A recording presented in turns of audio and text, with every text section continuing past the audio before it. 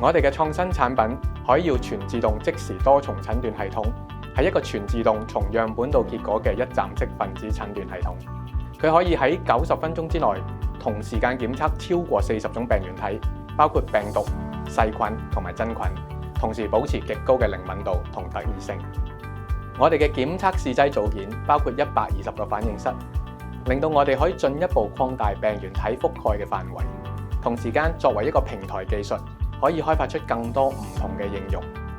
我哋自設有3個擁有 ISO 13485認證嘅生產廠房，能夠為臨床同非臨床領域提供特製嘅試劑組件。我哋嘅團隊包括袁國勇教授、劉耀南醫生、霍文信醫生，抱有相同嘅願景，致力通過創新科技為不同醫療需求提供解決方案。憑藉團隊嘅能力，並結合產學研生態圈嘅合作優勢，我哋積極推動創新同技術嘅科研成果轉化為產品，促進未來嘅發展。而目前已經有多間公營同私營嘅醫療機構採用緊我哋嘅產品。我哋希望以比較低嘅價錢將技術推向市場，要高端嘅技術都能夠被廣泛應用，惠及大眾。不僅讓我哋更好咁服務到本地嘅市場，更能夠喺國際市場上保持競爭優勢，而且更可以作為戰略醫療儲備，以準備應對未來傳染病嘅挑戰。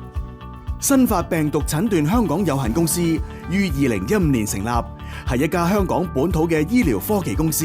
由一群經驗豐富嘅醫生、科學家同工程師組成。憑住跨學科專家嘅獨特整合，公司將科研創新轉化為實用嘅診斷解決方案。海耀全自動即時多重診斷系統成為香港唯一入選2024年世界衛生組織低資源環境創新生命科學技術簡編嘅21項創新技術之一。同時，我哋同香港浸會大學合作，成功獲得創新科技處產學研1+計劃嘅支持，以開發更多應用。我哋嘅目標係讓診斷系統喺本地臨床市場被廣泛應用，服務香港市民，並為未來可能隨時出現嘅疫情或新發病毒做好準備。我哋同時通過港澳藥械通進入內地市場，